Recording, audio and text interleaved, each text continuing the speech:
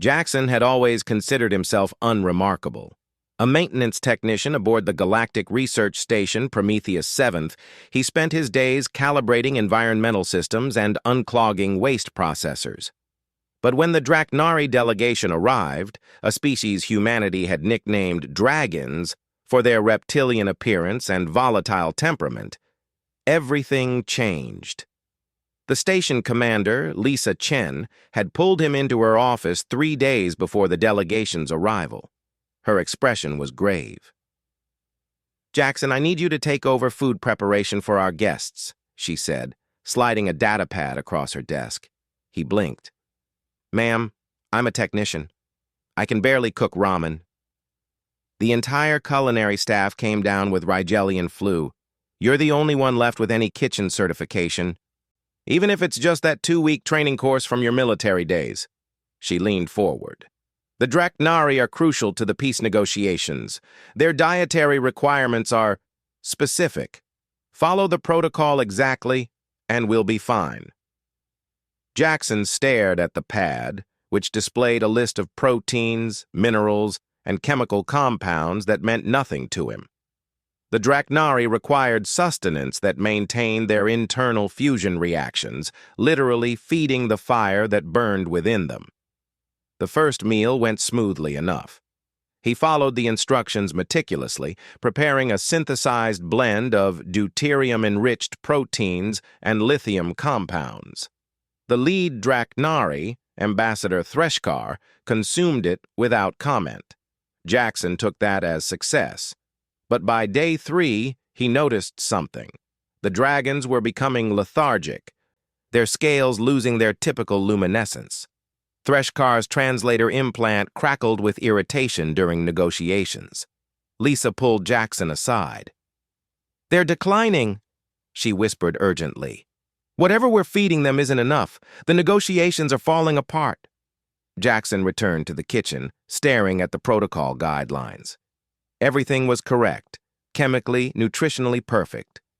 But the Draknari were slowly dying. That night, unable to sleep, he found himself in the station's observation deck. Through the viewport, he could see Earth in the distance, a blue marble that humanity had once called home before spreading across the stars. He thought about his grandmother's cooking, how she'd always said that food without soul was just fuel. An idea struck him, ridiculous, impossible, but gnawing at his mind.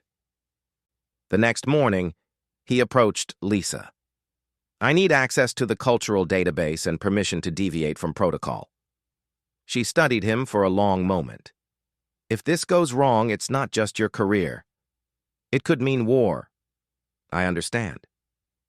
Jackson spent the next 12 hours researching. He learned that the Draknari weren't just warriors. They were poets, philosophers, artists. Their culture valued passion, intensity, the fire of existence itself. And humanity's protocol had been feeding them the equivalent of flavorless gruel. For the evening meal, Jackson abandoned the guidelines. He synthesized the required chemical compounds, but he restructured them. He added capsaicin analogs that would trigger their sensory receptors. He introduced complex flavor profiles, sweet, savory, bitter, umami, all calibrated to their alien physiology. He even added an element of surprise, temperature variations and textural contrasts. When he served the meal, the dining hall fell silent. Threshkar lifted the first portion, his nostrils flaring. The ambassador's eyes, 3 of them, arranged vertically, widened. He consumed the food slowly, deliberately. Then something extraordinary happened. The scales along Threshkar's spine began to glow, pulsing with bioluminescent patterns. The other Draknari delegates erupted in what their translators rendered as songs, deep, resonant harmonics that made the station's walls vibrate. Lisa's comm device chimed urgently. Jackson braced for reprimand, but her expression shifted from concern to astonishment as she listened. Threshkar rose from his seat, approaching Jackson with deliberate steps. The human stood his ground. Though every instinct screamed to run from the 3-meter-tall dragon. Human, the ambassador's voice rumbled through his translator. For 17 cycles, we have negotiated with your kind. You have offered us resources, technology, territory. But this, he gestured to the empty plate. This is the first time anyone has offered us respect. Jackson's confusion must have shown because Threshkar continued. Your protocols treated us as engines to be fueled. But you fed our spirits. You understood that we do not merely consume, we experience. The ambassador's claws gently touched Jackson's shoulder. The Draknari have a saying, show me what you feed your guests, and I will show you what you think of them. Your people fed us efficiency. You fed us art. Within hours, the stalled negotiations transformed.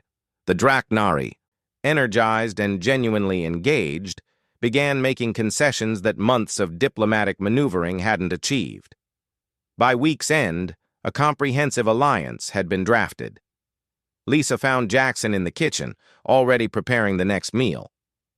The council wants to know what you did differently, she said. He smiled, chopping synthesized vegetables with newfound confidence. I stopped feeding dragons and started feeding people who happen to be dragons, she laughed, a sound of relief and wonder. You know they're requesting you specifically for the next summit? The Draknari want the human who understands fire to prepare all diplomatic meals.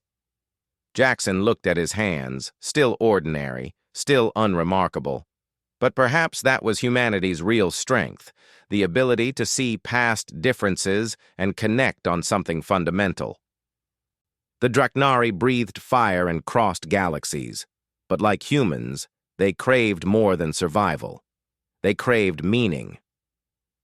I only had one job, Jackson said softly, but I guess nobody expected I'd serve them humanity's secret ingredient, which is the understanding that we all hunger for the same thing, to be seen as more than what we're made of.